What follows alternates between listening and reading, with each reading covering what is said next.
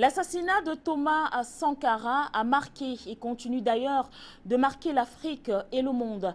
À titre d'illustration, la commémoration du 30e anniversaire du départ, bien sûr, de Thomas Sankara en octobre 2017 par les Burkinabés et bien sûr par les partisans du sankarisme repartis à travers l'Afrique et le monde, sans oublier cette jeunesse africaine qui, depuis justement les quatre coins du monde, espère et croit toujours à une émergence de l'Afrique, bien sûr, avec les Africains, comme l'a toujours souhaité Thomas Sankara, du moins de son vivant. Ces héros donc africains, dont les actions restent toujours très vivaces dans les mémoires des uns et des autres. Raison donc pour nous ce soir d'en savoir davantage sur l'histoire des hauts faits de Thomas Isidore Noël Ouédraogo Sankara, héros africain. Et pour y parvenir, qui de mieux qu'un spécialiste des sciences politiques pour décrypter de fond en comble Thomas Sankara et l'émergence de l'Afrique au XXIe siècle.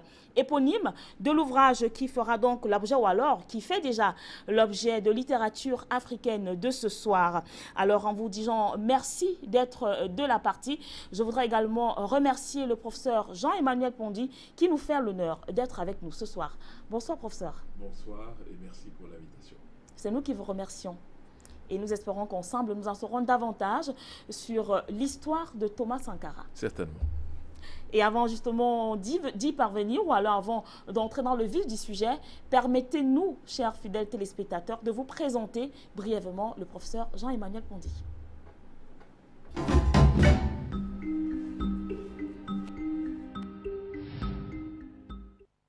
Le professeur Jean-Emmanuel Pondy, spécialiste en relations internationales, est un pur et fin produit des universités d'État de Pennsylvanie aux États-Unis d'Amérique, de la London School of Economics en Angleterre et de l'Université de Cambridge en Grande-Bretagne.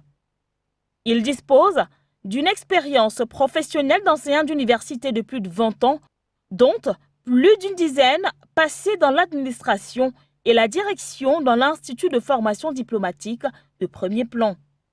Il a une parfaite maîtrise des domaines tels que l'histoire des relations internationales africaines, organisation internationale, diplomatie, analyse stratégique, théorie des relations internationales, de même que d'excellentes aptitudes prouvées à la capacité d'impulser le rayonnement national et international d'un institut de formation diplomatique de premier plan. Mais pour y parvenir, le grand prof, comme ses étudiants l'appellent communément, a fait du chemin dans ses carrières universitaires et administratives. Tout commence en 1986. Il est alors assistant enseignant de politique internationale à l'Institut des relations internationales du Cameroun. Un an plus tard, il est chargé de cours et enseignant de politique internationale à l'IRIC. En 1991, il devient le chef des services de la coopération nationale et de la coopération internationale de l'Université de Yaoundé, puis enseignant associé de sciences politiques à l'Université catholique d'Afrique centrale de Yaoundé. Il a même assuré le secrétariat général de l'IRIC de mars 1993 à janvier 1999 avec un rang de chef de service. Tour à tour, Jean-Emmanuel Pondy a été maître de conférences de sciences politiques à l'Université catholique d'Afrique centrale, puis à l'IRIC, où il finit par être directeur de janvier 1999 à septembre 2005. Rendu à ce jour, le professeur Jean-Emmanuel Pondy ne cesse de parcourir les universités du monde où il fait l'objet de moult invitations à l'instar de l'École des études internationales avancées de l'Université de Johns Hopkins, Washington, D.C., du Centre d'études internationales de l'Université de Cambridge, de l'Institut des hautes études internationales de Genève, de l'Institut des études internationales et diplomatiques de Nairobi au Kenya ou encore de l'Institut chinois des relations internationales de Beijing. Des pays comme la Gambie, le Liban et bien d'autres ont également bénéficié de son expertise. Professeur hors échelle, indice 1400 depuis le 1er octobre 2006, le professeur Jean-Emmanuel Pondy a vu le jour le 26 novembre 1958 à Konsamba au Cameroun. Père de famille, Il est également auteur de plusieurs ouvrages à succès, à l'exemple de Harcèlement sexuel et déontologie en milieu universitaire, Repenser le développement à partir de l'Afrique, Barack Obama, de l'interrogation à l'admiration, Reine d'Afrique ou Racines de l'Union africaine, Thomas Sankara et l'émergence de l'Afrique au XXIe siècle, ou encore Nelson Mandela, un exemple pour l'humanité. Avec sa parfaite maîtrise du français et de l'anglais, il détient aussi des notions moyennes en espagnol. Alors, professeur, vous vous reconnaissez? Oui, je voudrais vraiment vous féliciter pour ce travail de fourmi que vous avez abattu. Je me reconnais et je crois que c'est un portrait qui est très fidèle à la réalité. Je vous en remercie. Nous vous en remercions également d'apprécier le travail réalisé justement par toute l'équipe de littérature africaine. Alors, si on en venait justement à l'ouvrage qui nous intéresse ce soir, Thomas Sankara et l'émergence de l'Afrique au XXIe siècle. Nous y sommes justement dans ce siècle 21 et nous sommes toujours en train de parler de Thomas Sankara, bien qu'il ne fasse plus partie justement du commun des mortels. Je pense que c'est la caractéristique des grands hommes. C'est d'être visionnaire, c'est de vivre avant leur temps, c'est de voir après leur existence.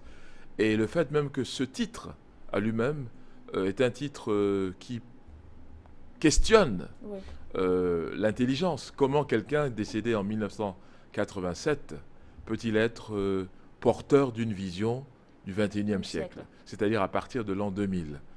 Ça montre bien que c'est un visionnaire. Et toute sa vie a toujours été émaillée de faits qui montraient que cette personne n'était pas vraiment avec ses contemporains, mais était en avance par rapport à ses contemporains. En avance par rapport à ses contemporains, ce qui justifie peut-être la nouvelle appellation, je pourrais peut-être dire appellation contrôlée aujourd'hui du Burkina Faso, qui autrefois était tout simplement la Haute-Volta. Oui, justement, dans le livre, il est bien dit au début, je crois que c'est le premier chapitre. Le chapitre introductif, que ce terme Burkina Faso a été façonné par l'équipe de Thomas Sankara, pas lui tout seul, et qui voulait donc dire pays de l'homme intègre. Mais la Haute-Volta était assimilée à la période coloniale et un peu à une sorte d'humiliation par rapport à un grand voisin qu'est la Côte d'Ivoire. Et très souvent, les Burkinabés n'étaient pas vraiment à l'aise avec toute l'image que charriait le concept de Côte d'Ivoire, de Haute-Volta. Haute-Volta. Et à partir du moment où on a trouvé un nouveau nom, ça a été comme un déclic et comme une mission. Parce qu'en fait, ce nom est en même temps un mandat pour chaque citoyen du Burkina Faso qui doit se considérer dans son comportement comme le vecteur et l'ambassadeur de l'intégrité.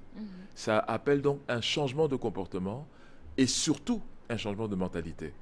Et Thomas Sankara était quelqu'un qui savait galvaniser sa population, non pas avec des mots, non pas avec des discours, mais avec l'exemple, avec l'action. Il posait des actes au quotidien qui incitaient les gens à réfléchir sur la nécessité de changer le Burkina Faso, mais surtout changer l'Afrique. Parce que sa table de référence n'était pas seulement le Burkina. En réalité, c'était quelqu'un qui pensait à l'échelle de tout le continent. Alors, parlons justement de cette appellation, le pays des hommes intègres. Bon, c'est vrai, quand on pousse un peu la recherche plus loin, il y en a qui parlent plutôt de l'homme intègre. Oui, mais l'homme intègre dans un pays. Donc, un pays ne peut pas être habité d'une seule personne. C'est l'ensemble des familles burkinabées qui constituent la nation burkinabé. Et je crois que en choisissant ce nom, il a mélangé plusieurs langues du pays pour faire Burkina Faso. Donc ce n'est pas une seule langue. C'était justement ma prochaine question, de savoir maintenant si on dit Burkina Faso, c'était particulièrement en quelle langue, en quel dialecte précisément? Bon, disons que les Burkinabés, comme tous les pays africains, ont une multitude de langues nationales, c'est-à-dire des langues parlées par les nationaux. Et il a fait donc une synthèse de ces langues-là. Et tout est dans l'ouvrage, naturellement. D'accord. Alors, Thomas Sankara, à l'époque, il est jeune.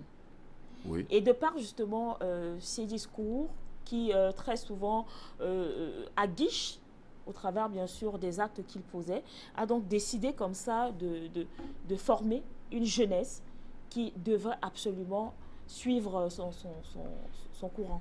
Disons que Thomas Sankara tranche avec son environnement immédiat parce que c'est un militaire, certes, mais c'est un militaire qui est extrêmement porté sur la culture, non seulement la culture militaire, géostratégique et autres, comme tout militaire, mais d'une culture générale très approfondie. C'est quelqu'un qui maîtrise bien l'économie, qui comprend bien la science politique, qui a des notions bien assises du droit international, etc. Donc ce n'est pas quelqu'un qui a un esprit obtus. C'est quelqu'un qui travaille chaque jour à comprendre le monde, à comprendre la place de l'Afrique. Mais plus important encore, comment l'Afrique peut se frayer un chemin pour être un acteur et non un spectateur du système international. Et je pense que tout cela a travaillé Thomas Sankara dans ses années de formation. Et on voit très bien que quand il est allé à Madagascar, à l'école militaire de Madagascar, eh bien, il a mis à profit non seulement son temps pour étudier les sciences liées à sa profession, mais il a même fait énormément de travail en sciences économiques, par exemple. Et je crois que c'est pourquoi, quelque part, parmi ses citations les plus célèbres, il revient justement sur le fait qu'un militaire sans formation politique n'est qu'un criminel en puissance. En puissance, effectivement. Il le disait et il le pensait. Et c'est pour ça que lui-même s'est donné comme exemple d'être un militaire du développement, si on peut dire. C'est-à-dire un militaire dont la charge n'est pas simplement d'assurer la sécurité de son pays, ce qui est déjà important, bien sûr, mais en plus de cela, un militaire qui va apporter les notions techniques, technologiques pour la construction physique et infrastructurelle de son pays. C'est ce qu'il a fait, par exemple, en instituant les logements sociaux qu'il a introduits au Burkina Faso. L'an 1 de la Révolution, il y avait 1000 logements, l'an 2, 1000 logements, etc., jusqu'à l'an 4, naturellement. Alors, professeur, lorsque vous dites dans l'ouvrage au chapitre 2, vous parlez justement de cette jeunesse très pieuse doublée d'une adolescence studieuse. Ça renvoie à quoi exactement? Voilà, comme à l'habitude, l'homme est le fruit de l'enfance qu'il a connue. Et dans son cas particulier, il a grandi dans une famille très religieuse et qui lui a donc inculqué des notions je dirais, de croyance en Dieu, mais aussi de croyance en la part que l'être humain doit faire pour arriver au salut. Donc il ne croyait pas en des choses qui tombent du ciel, si vous voulez. C'est pas ce qu'il a appris comme vous allez prier et tout vous sera donné de surcroît. Le bon Dieu va s'occuper de tout. Tout ce que vous avez à faire, c'est d'avoir une foi sans limite. Non. Ils croyaient dans leur famille au travail, à la vertu du travail, mais à tout cela, Dieu pourvoira seulement à ceux qui travaillent. Et donc il a grandi dans Encore que c'est dit dans la Bible, aide-toi et le ciel t'aidera. Bon, c'est comme ça qu'il a grandi. Mais il avait aussi une sensibilité pour, vous avez vu, pour les femmes plus tard. Et ça vient de sa famille également. Il avait une sœur qui était handicapée. Et quand son père frappait sur sa sœur, ça le mettait hors de lui. Et il le dit à plusieurs reprises, les seules fois où il a eu des accrochages avec son père, c'était les fois où son père se donnait comme objectif de corriger sa sœur malgré qu'elle soit handicapée. Un handicap qu'il considérait comme une faiblesse. Oui, bon, qu'il considérait comme quelqu'un qui a quand même droit à des égards particuliers. Oui. Donc tout cela a façonné sa manière de voir le monde. Et il pense que les femmes sont un vecteur essentiel, central et incontournable dans le développement du Burkina Faso. C'est pour ça qu'il leur a donné cette place, je dirais, de choix dans le processus de développement, parce qu'il disait que c'est l'autre moitié du ciel. Oui. Et c'est comme ça qu'il appelait les femmes. Il disait donc que la femme est plus en réalité qu'un homme. Et vous voyez que ça tranche avec l'approche un peu macho de beaucoup d'hommes, surtout en Afrique. Oui, surtout en Afrique. Et parlant toujours des proches, des amis ou encore des connaissances, vous revenez quand même dans l'ouvrage justement sur la fidélité sans faille. Oui, c'est quelqu'un qui croyait en l'amitié, croyait aux vertus de la loyauté et croyait surtout à une amitié aveugle, je dirais, qui malheureusement lui a coûté cher. Parce que c'était le cas avec son compagnon d'armes, son compagnon de lutte, qui, il s'est avéré être un choix malheureux pour lui. Un choix très malheureux. Et justement, en parlant de ce compagnon, on parle de l'élimination justement de l'homme du 4 août 1983. Selon vous, c'est depuis 83... 87, il a été éliminé en 87. Mais dans le livre, justement, il y a le chapitre 4 où vous oui, revenez... quand il arrive, oui, voilà. Quand ils arrivent au pouvoir ensemble. Oui. Oui, évidemment. Je dois dire que... Parce que quand on lit, on a l'impression que c'est peut-être à partir de ce moment que son déclin a commencé, à partir du moment où il a fait confiance à la chose la plus bizarre, voyez-vous, c'est qu'il a été maintes fois alerté, averti, mis en garde. Mais il a fonctionné selon sa propre logique à lui. C'est-à-dire qu'il a pensé que cette loyauté est transférable chez tout le monde. Et ça a été là l'une de ses plus grandes erreurs stratégiques. Il n'avait pas compris que son entourage était en train de changer, que son entourage était en train d'être retourné, et que la révolution qu'ils ont prônée ensemble, en août 1983, était en passe d'être totalement dévoyée. Et il n'a pas vu cela. Il a cru que tout le monde était comme lui, engagé, entier surtout. Mais il y a eu beaucoup de forces qui se sont infiltrées, je dirais, dans son entourage et amenées, opposées à son langage de rigueur qu'il incarnait lui-même. On a opposé à ce langage plus de laxisme et que le temps était venu, le moment était venu pour tourner la page. Voilà ce qu'il n'a pas pu lire à temps. Ce qui n'a pas pu lire à temps. Et moi, justement, en parcourant l'ouvrage, j'ai été très frappée par le récit, justement, de la journée tragique du 15 octobre. C'est-à-dire, dans les faits, on a comme l'impression qu'il savait que quelque chose allait se passer. De par le comportement, les réunions, les coups de fil, le rendez-vous qu'il donne à son épouse un peu plus tard. Oui. C'est comme s'il pressentait justement que quelque chose de pas normal ou alors quelque chose allait venir bouleverser le Burkina Faso ou l'Afrique en général. Vous savez, on peut parler quand même de l'état d'un prophète un tout petit peu, oui, sans exagération, mais c'est le cas de la plupart de ceux qui sont à son niveau de réflexion et de dévouement. Je vais vous rappeler simplement le cas de Martin Luther King, qui la veille, je dis bien la veille, de son assassinat à Memphis, Tennessee, a dit dans une dernière prêche, « J'ai vu l'autre côté de la montagne, j'ai vu la terre promise, mais je ne serai pas avec vous. » Il l'a dit clairement, mais il a dit que vous, en tant que peuple, vous y serez. Et moins de 24 heures plus tard, il était éliminé par une balle. Donc c'est pour dire que ce type de personnages sont des personnes qui, effectivement, ont la capacité de pressentir ce qui pourrait arriver. Et ça a été le cas pour lui. Comme je vous l'ai dit au début de notre propos, il a été averti. Il a reçu des indications oui, selon lesquelles quelque chose de très mauvais se tramait contre lui. Mais ce qu'il a dit, c'est que si c'est lui dont vous parlez, mon ami, qui a cette intention, rien ne pourra changer le cours des événements. Il l'a dit. Donc, il a été résigné. Et comme vous avez lu le récit minute by minute, oui, en réalité, que j'ai fait, eh bien, au moment où les voitures arrivent, mitrailleuses, qui oui, rentrent dans le camp où il tenait sa dernière réunion, il a dit, c'est moi qu'on cherche. Il a dit ça à tous ceux qui étaient autour de lui, et il s'est levé, et il est sorti, et il s'est désarmé lui-même, en sachant qu'on le cherchait. Mais son idée, c'était de ne pas faire tuer les autres.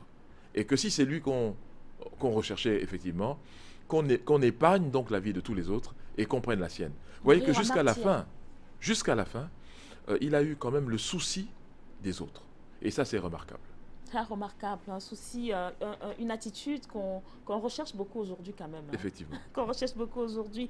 Et justement, pour revenir à la petite histoire ou à l'anecdote, on comprend qu'il a décidé, comme on dit, plutôt que mourir des mains d'une personne en qui j'ai confiance, au lieu de mourir des mains peut-être des inconnus.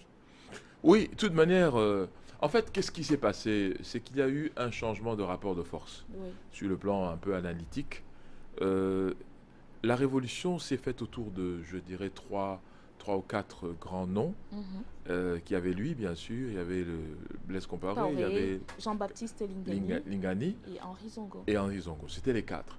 Mais on s'est bien aperçu qu'au fil des ans, les idées sur ce que devait être la révolution commençaient à diverger.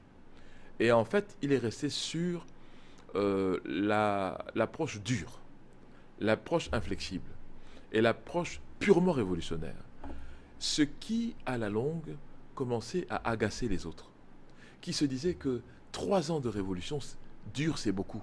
Il faut adoucir le pas, il faut ralentir la cadence. Mhm. Et ils n'étaient pas de cet avis.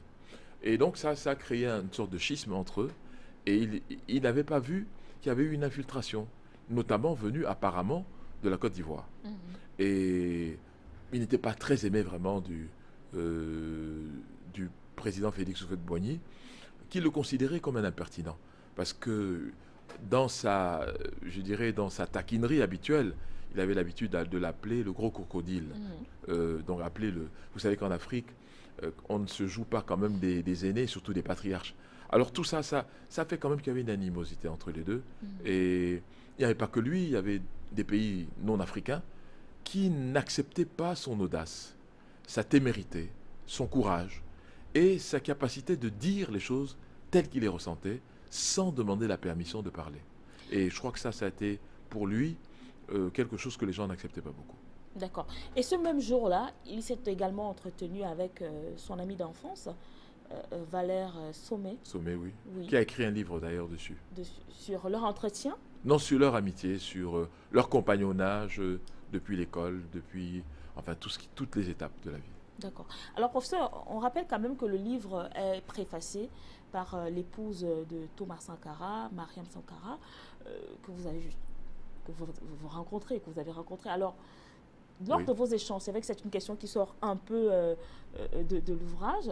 Est-ce qu'il y aurait pas, est-ce qu'elle n'influençait pas un tant soit peu quand même son mari dans ses prises de décision, lui qui a fait de la femme, qui a donné une place de choix à la femme au Burkina Faso? C'est une question compliquée puisque je n'étais pas dans leur intimité pour Oui. pouvoir répondre sérieusement à cela. Mais je peux simplement subodorer, je peux, Oui. à partir de ce que j'ai vu d'elle, et ce que j'ai entendu, et ce que j'ai lu.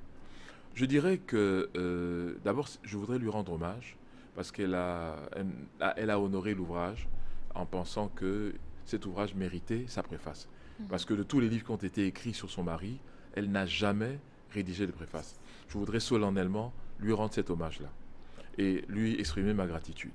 Maintenant, les échanges que j'ai eus avec elle en termes de discussion, c'est quelqu'un qui elle-même est engagée. C'est-à-dire que ce n'était pas quelqu'un qui accompagnait son mari comme un pot de fleurs à côté d'un héros. Ce n'était pas ça. Vous sentiez bien qu'elle partageait son univers, elle partageait son idéologie et elle était une compagne fiable et solide. C'est l'impression qu'elle m'a donnée. Derrière des apparences, je dirais, assez douces, mais on sent que c'est quelqu'un qui était un pilier du sankarisme. Parce que quand vous discutez avec elle, elle sait précisément quels étaient les objectifs derniers du sankarisme. Et donc, pour moi, elle a joué un rôle important, mais elle a déjà trouvé que son mari était dans cette logique. Je pense qu'elle n'a fait que renforcer les choses. Alors, vous avez prononcé tout à l'heure un mot, les piliers. Oui. Le pilier. Mais moi, j'ai envie de dire les 3 piliers de Thomas Sankara. Oui, il est difficile, bien sûr, de s'érier ou de faire une typologie d'un homme aussi complexe et surtout d'un homme aussi, je dirais, un homme aussi engagé et dévoué. Oui. La première chose qu'il aimait avant tout, c'était son pays et par-dessus tout l'Afrique. Il a prouvé. Bon, je pense qu'il a introduit l'intégrité. Il a montré qu'on peut être un homme public, un décideur de haut niveau et rester intègre. Et rester intègre, rester fidèle à ses convictions et ne pas se perdre dans une sorte de, entre guillemets, prostitution politique. Et il a montré que c'était possible. Parce que beaucoup de gens aujourd'hui en Afrique vous disent que c'est impossible de le faire. Il a montré par sa manière de faire que c'est possible de rester une personne intègre. Et je crois qu'il y a un épisode dans le livre où il déclare ses biens. Oui. Et c'est assez incroyable de voir combien un monsieur aussi adulé par son peuple, en fait, n'avait rien. Il n'avait rien. On ne peut pas dire qu'il ait gardé beaucoup de choses. Il ne croyait pas que l'accumulation matérielle était quelque chose de souhaitable. Et lui-même, il était dépouillé. Et sa femme l'a confirmé. Et parlant de l'inclusion. L'inclusion, par l'exemple, parce que il n'aimait pas, par exemple, la différenciation, c'est curieux, entre les ministres et leurs chauffeurs. Bon, c'est symbolique. Il y a un récit où il invite les ministres à un restaurant. D'abord, quand il déclare qu'il invite les ministres au restaurant, tout le monde applaudit. Ensuite, il annonce que chacun va payer le repas et ajoute que non seulement le sien, mais aussi celui de son chauffeur. Chaque ministre devra le faire. Donc, ce sont des symboles. Vous savez que la politique, c'est le maniement des symboles, oui, précisément. Et c'est ce qu'il a su faire. Et il n'est pas seul. On verra avec Nelson Mandela certainement que ce maniement quotidien des symboles est ce qui imprègne le subconscient et ce qui, en réalité, va générer un changement de comportement. Bien qu'aujourd'hui, cette vision ne soit pas partagée par certains chefs d'État ou encore bien entendu, chacun a son cheminement, chacun a ses objectifs et chacun a sa philosophie. On ne peut pas transposer ce qui s'est passé au Burkina Faso dans un autre pays automatiquement. Mais ce qu'on peut souhaiter, c'est une convergence vers l'essentiel, c'est-à-dire la libération réelle du continent africain, qui passe d'abord par une libération mentale. Oui. Et je pense que l'objectif de Thomas Sankara, comme de tous les grands leaders africains, a été de libérer mentalement l'Africain du joug et de la prison dans laquelle beaucoup de faits historiques l'ont enfermé. Et vous pensez que c'est effectif aujourd'hui, professeur ? On peut dire que c'est relatif, mais tout dépend de quel aspect on regarde. Mais je crois quand même qu'il y a une conscientisation des Africains, et je dois aussi dire, sans vouloir flatter Afrique Média, que ce médium a été de beaucoup dans cette conscientisation et dans ce sursaut des Africains, oui, par rapport à eux-mêmes. Alors, on se souvient quand même qu'en octobre 2017 a eu lieu la commémoration du 30e anniversaire qui marquait justement l'assassinat de Thomas Sankara, qui a été tenté de manifestations positives, de sit-ins, mais également toujours des revendications, 30 années après son départ. La revendication essentielle, me semble-t-il, en tout cas, c'est les pesanteurs qui pèsent sur son dossier judiciaire. Oui. Comment est-il possible que 3 décennies après un événement, on ne puisse pas, qu'on ne soit pas en mesure de finaliser un dossier judiciaire? C'est pas possible. Donc ça veut dire que il y a des forces qui empêchent la conclusion d'être révélée, qui empêchent les différents acteurs judiciaires de se déployer, oui, et qui empêchent naturellement la vérité d'être connue. Sa famille ne demande que cela. Et d'ailleurs, sa famille a ajouté qu'elle le fait dans un esprit pas de revanche. Parce que il se trouve que je me suis rendu, comme dans tous les ouvrages que j'écris, je viens le plus près du terrain. Oui. Donc en 1998, donc bien avant la sortie du livre, je m'étais rendu à Ouagadougou lors du sommet de l'OUA qui avait eu lieu dans la capitale burkinabé. Mais avant cela, il y avait eu un sommet intellectuel de l'Afrique intellectuelle à l'époque. Et donc, je me suis rendu au cimetière où il était enterré, en tout cas où il est présumé être enterré. Oui. Et puis, je me suis rendu dans sa maison familiale. Je puis vous assurer qu'il n'y a rien de plus dépouillé, de plus simple que cette maison où étaient encore ses 2 parents. Et ils m'ont dit, son père et sa mère m'ont dit que leur enfant était l'exemple même de la simplicité. Alors, je dis tout ceci pour revenir sur les parcours de chacun. Et l'idéal politique est toujours fonction de ce que vous-même vous avez vécu. si vous avez vécu dans le dépouillement, mais en sachant que ce dépouillement est une bonne chose en termes de gestion publique, parce que les deux ne peuvent pas aller ensemble. On ne peut pas vouloir accumuler et vouloir gérer le bien public. Il faut avoir une attitude, à mon sens, je dirais même de dévouement à la cause que vous défendez. Et non pas en accumulant, mais en distribuant plutôt. En distribuant plutôt. Mais professeur, est-ce que vous pensez que si jamais lumière est faite justement sur l'assassinat de Thomas Sankara, est-ce qu'il n'y aurait pas des revendications également de justice par la suite? Sa famille a été claire. On restera dans une continuité, peut-être pas pour la famille, mais certainement pour les partisans acharnés au sankarisme. Oui, parce qu'il est mort avec 12 autres personnes. Oui. Donc ce n'est pas simplement le président dont il s'agit. Il s'agit de l'ensemble des martyrs de ce jour-là. Oui. On ne peut pas prédire de ce qui va arriver par rapport aux autres familles, qui ne sont pas obligées d'avoir la même attitude que la famille Sankara. Mais pour ce qui est de la famille Sankara, ce que j'ai cru devoir déceler, c'est une attitude de pardon total, mais une exigence de vérité sur ce qui s'est passé et sur effectivement l'information totale. D'accord. Tout à l'heure, nous allons poursuivre tout simplement notre décryptage parlant justement de l'ouvrage Thomas Sankara et l'émergence de l'Afrique au XXIe siècle. Le temps pour nous de faire un tour dans les maisons d'édition parce que des livres, ça pilule quand même chaque semaine.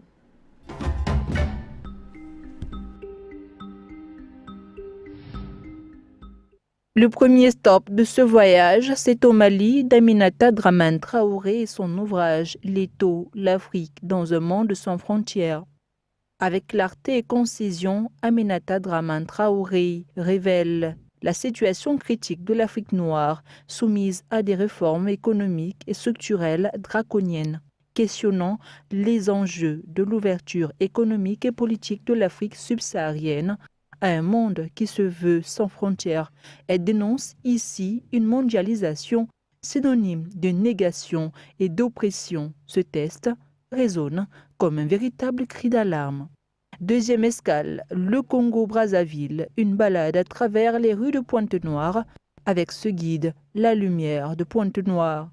Entre le surnaturel et l'enchantement, l'auteur Alain Mabankou nous ouvre sa petite valise fondamentale, celle des années de l'enfance et de l'adolescence dans ses lieux d'origine. Après 23 ans d'absence, Alain Mabankou retourne à Pointe-Noire, ville portuaire du Congo.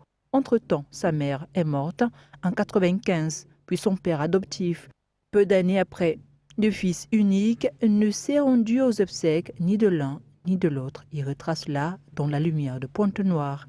Juste un détour et on se retrouve en RDC pour se plonger dans l'univers de Bolia et son livre « L'Afrique, le maillon faible ».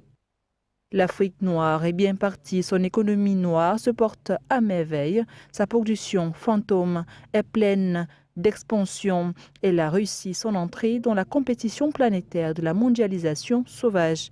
Le continent est en tout à la fois la métaphore vivante, l'utopie accomplie du laisser-aller et surtout du laisser-passer. Le maillon faible est une charge au vitriol écrite par un Africain contre les chancres de la mondialisation sauvage et contre les pilleurs de toutes sortes. Un pamphlet pour réveiller ceux trop nombreux qui ferment les yeux sur l'Afrique. Ce voyage nous conduit par ailleurs en Algérie avec le fils de la haine de Rachid Boudjira. Il fallait écrire ce livre, jeter ces mots sur le papier pour dire à nous-mêmes et aux autres l'infamie d'un fils qui a érigé la fraude électorale et la terreur en système politique, un fils haineux et rampant qui, au nom de l'islam, veut le pouvoir et le sang, notre sang, à tous, gens de bonne volonté, ouverts sur le monde. Sans tabou, sans barrière et sans préjugés, Rachid Boudjira écrit ce livre avec pour seule passion l'homme. Capsule Sénégal, à présent, je vous invite à vous enivrer de la richesse du musée de Dakar de Francine Ndiaye. Outre la précieuse collection de bijoux en or et d'objets à peser, la poudre d'or des Akan, Les collections du musée de Dakar sont constituées pour l'essentiel d'un ensemble remarquable de masques intervenant dans les rituels d'initiation et de statues en bois, mais aussi de poterie, de textiles, de pièces de vannerie en cuir et en métaux. Une richesse mise en valeur dans ce roman par Francis Ndiaye. Notre voyage littéraire s'achève ici. Bonne lecture. Merci à vous, Amanda et Luca, pour cet agenda ou encore du moins ce voyage littéraire. Et nous sommes de retour sur le plateau, toujours avec le professeur Emmanuel Pondy.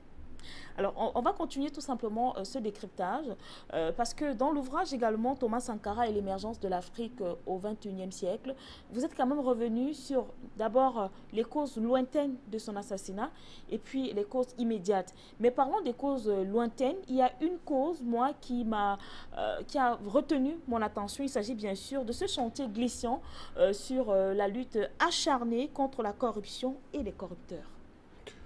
Oui. Je m'intéresse à ça parce que jusqu'aujourd'hui, la corruption reste l'un des plus grands fléaux de l'Afrique.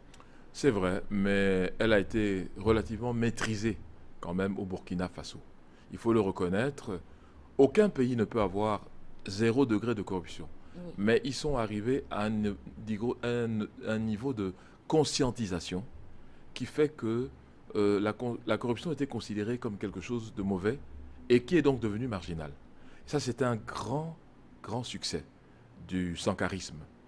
Ce n'est pas des anges, bien sûr, mais les gens étaient choqués de voir des comportements de corruption au Burkina Faso. Et ceci, je répète, parce que l'exemple venait d'en haut.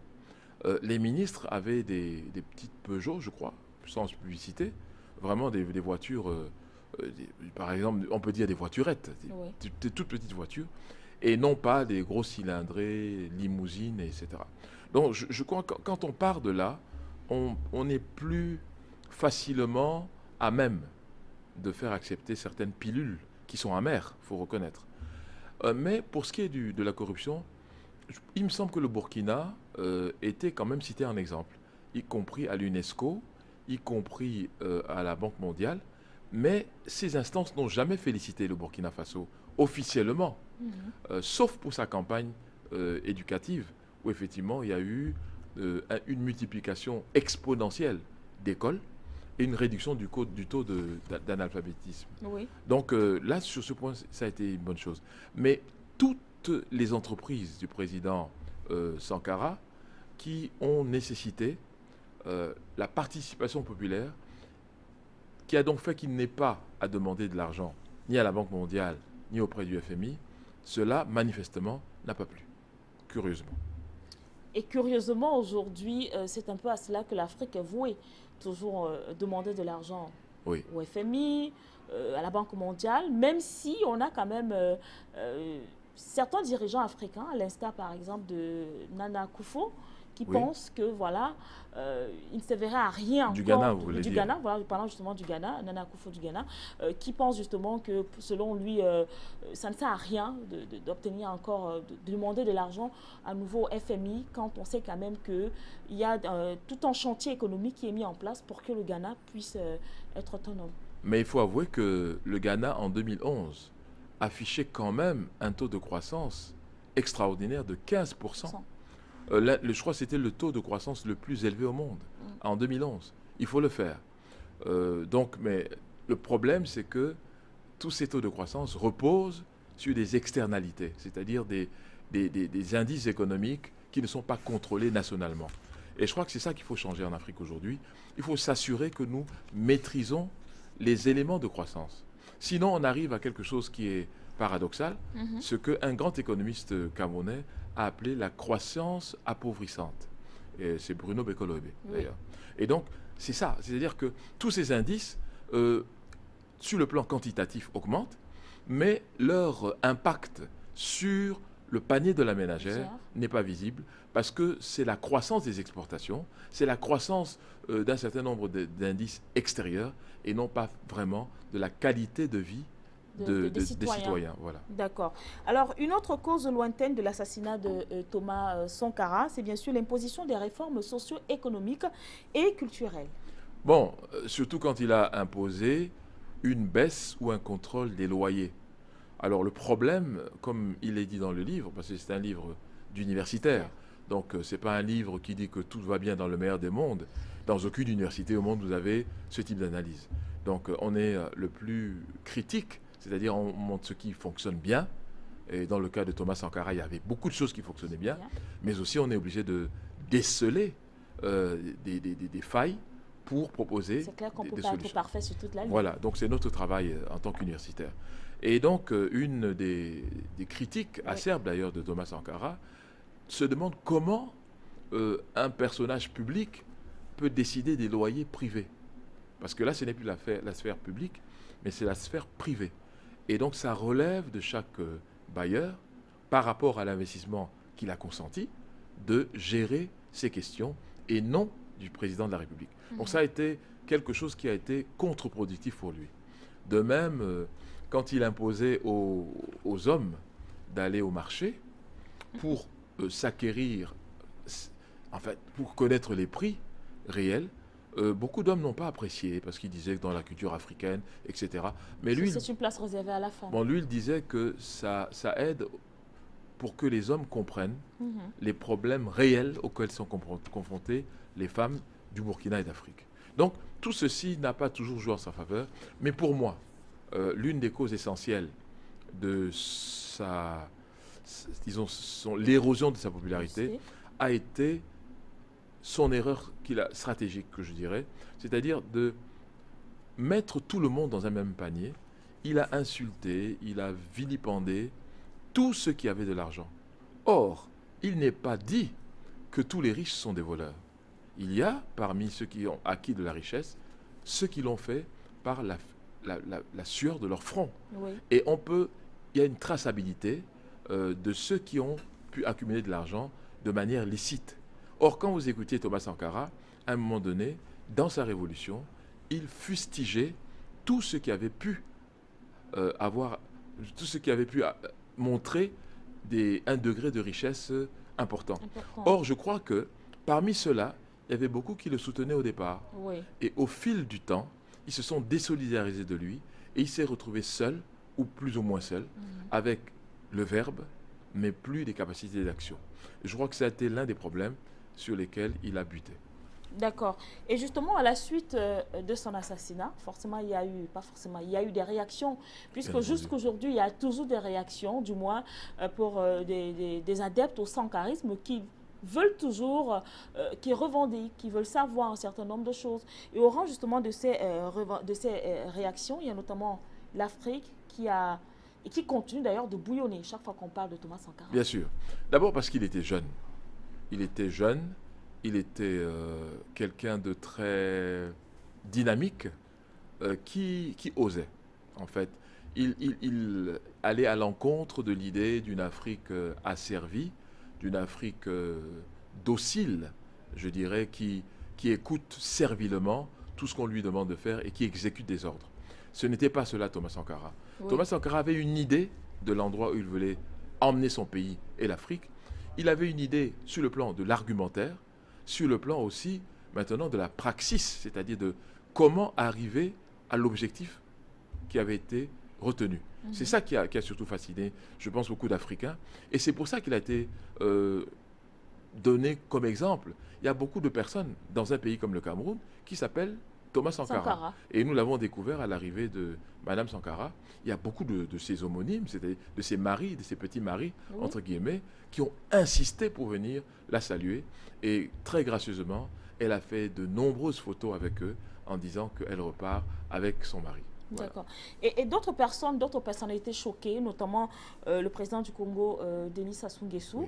Oui. Je vais le reprendre ici. Il dit, je cite, « Le président Sankara était un dirigeant intègre, dynamique et entièrement dévoué à la cause de son peuple. » Oui, c'est difficilement questionnable, c'est évident. Oui. Mais vous savez, justement, ce n'est peut-être pas ce qu'on attend de tous les dirigeants africains, peut-être. Oui. Et pourquoi ?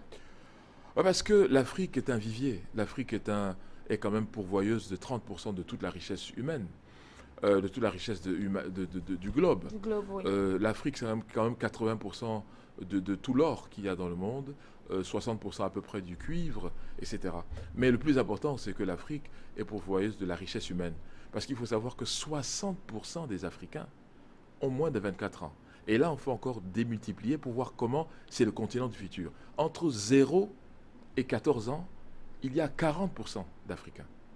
Entre 15 et 24 ans, vous avez 19% d'Africains. Donc ça veut dire que même dans ce futur, il y a encore le futur du futur, qui est l'Afrique. Donc je crois que quand vous regardez cela, vous comprendrez que rien ne pourra se faire dans les années qui suivent sans l'Afrique. C'est impossible. Et justement, il faut essayer de saper cela, il faut essayer de contourner cela. Et malheureusement, il y a des Africains qui sont prêts à jouer à ce jeu cynique.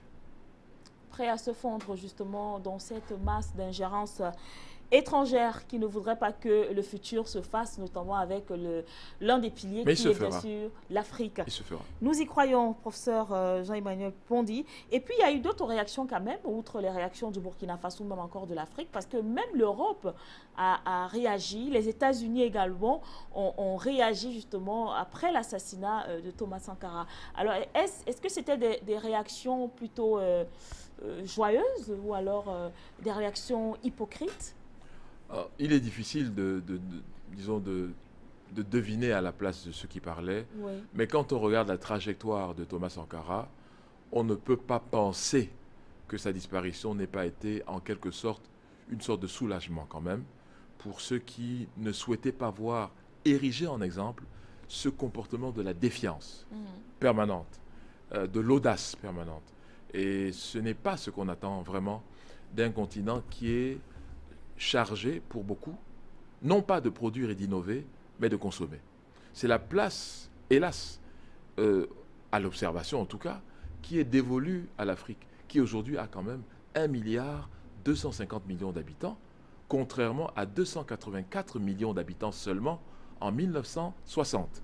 Donc vous voyez que les consommateurs en Afrique sont une source aujourd'hui de compétition de l'industrie mondiale.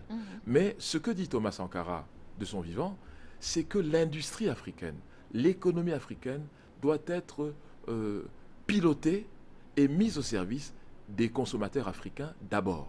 Et c'est un discours qui manifestement n'arrange pas les grands industriels du monde. Voilà.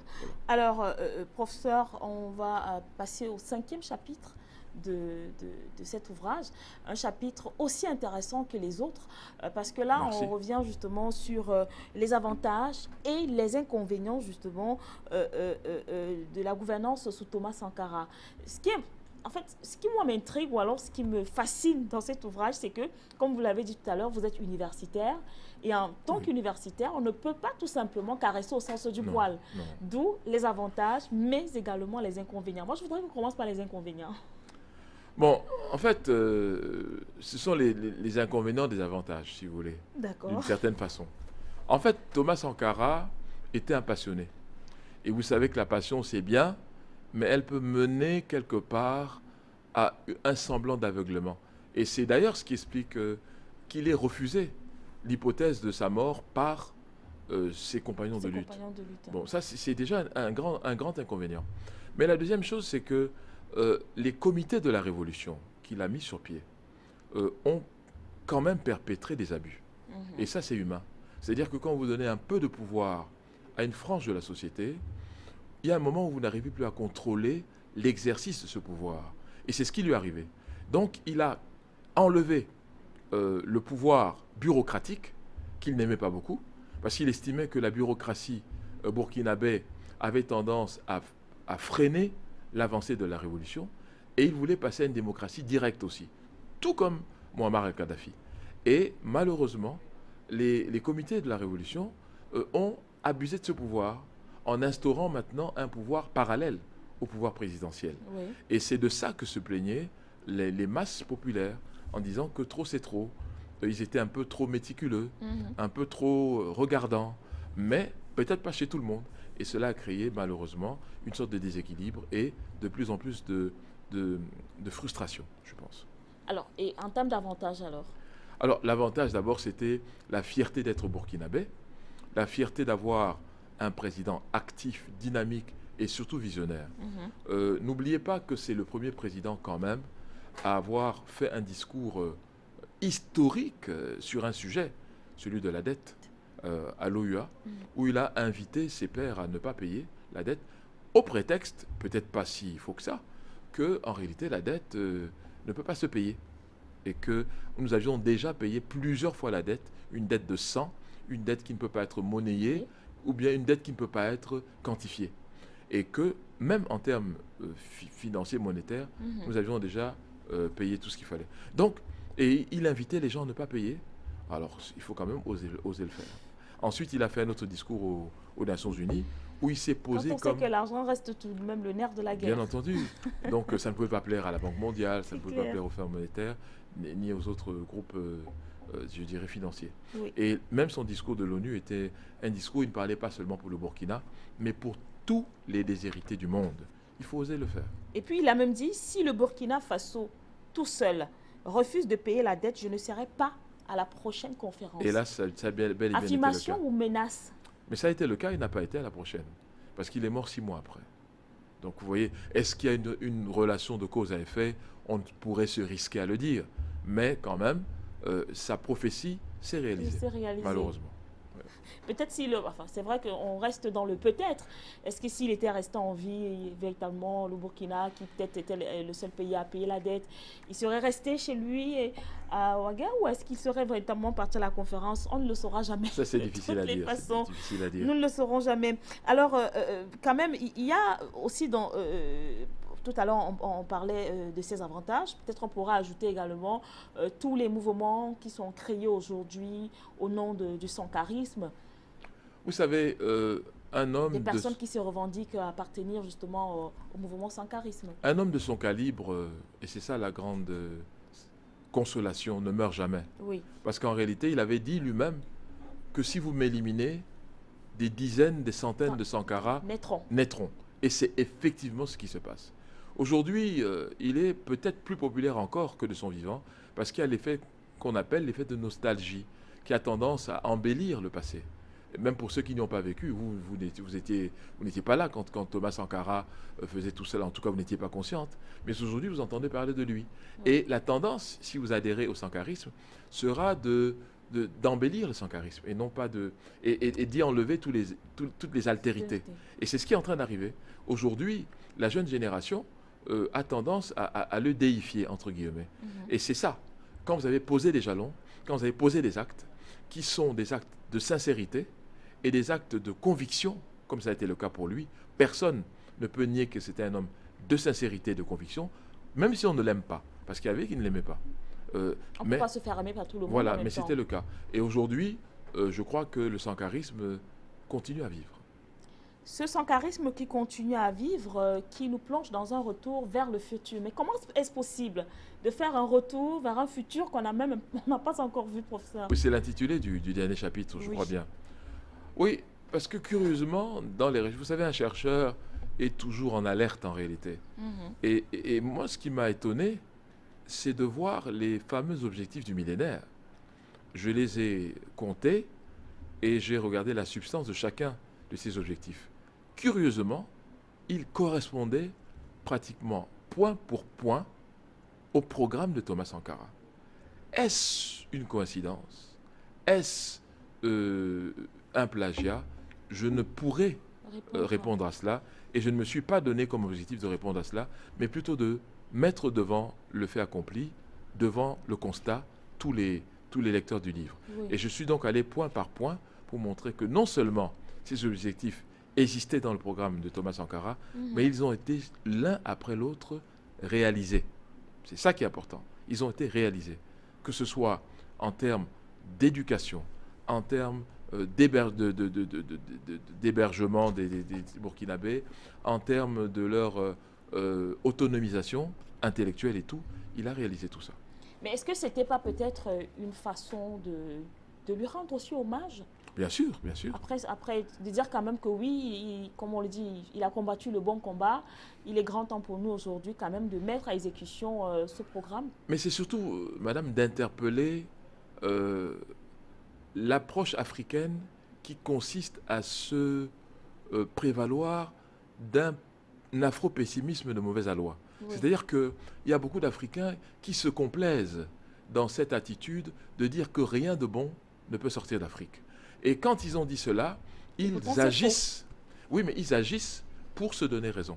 C'est ce qu'on appelle en anglais self-fulfilling prophecy. Bien. C'est-à-dire que vous agissez de manière à ce que votre prophétie se réalise vraiment. Et Thomas Sankara était dans le registre inverse, de dire que tout est possible, que les Africains sont capables de tout s'ils s'en donnent les moyens et s'ils s'en donnent la détermination. C'est tout. Et qu'il n'y a rien qui soit au-dessus de la volonté pour réaliser des choses. Il ne l'a pas dit seulement, il l'a prouvé par ses actions. Et moi, c'est une interpellation aux Africains de dire arrêtez d'être dans l'autoflagellation.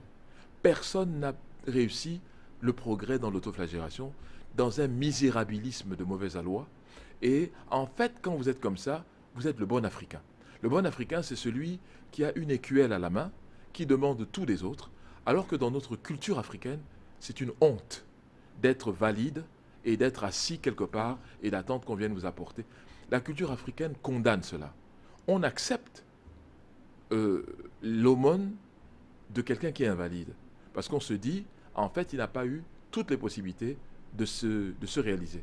Mais quand vous avez toutes vos fonctions, tous vos membres, tout votre cerveau, la culture africaine n'encourage nullement je dirais l'aumône comme mode de fonctionnement.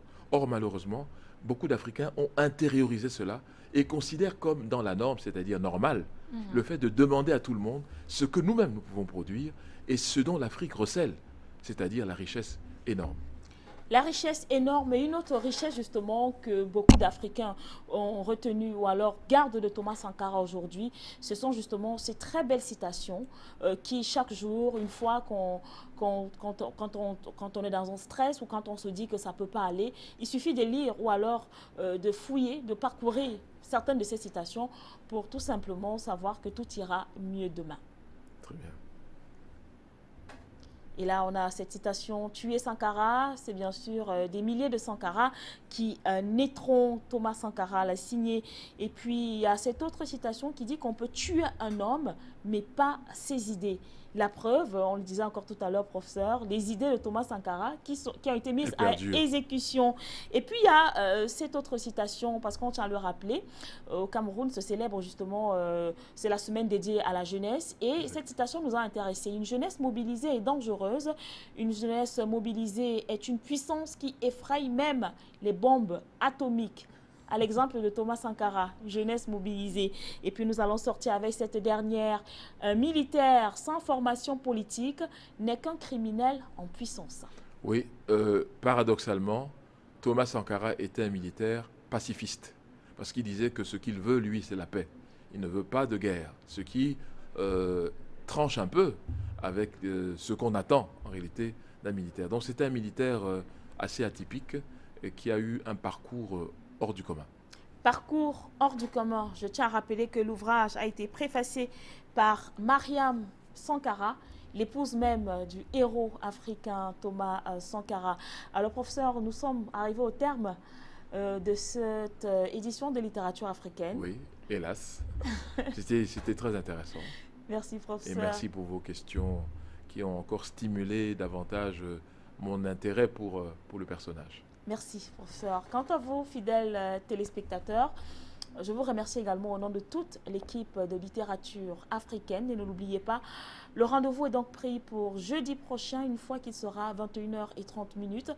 Et nous attendons également toutes vos suggestions à notre adresse email littératuraafricaine@yahoo.com. Alors, nous vous souhaitons tout simplement de passer une excellente soirée en compagnie des programmes d'Afrique Média.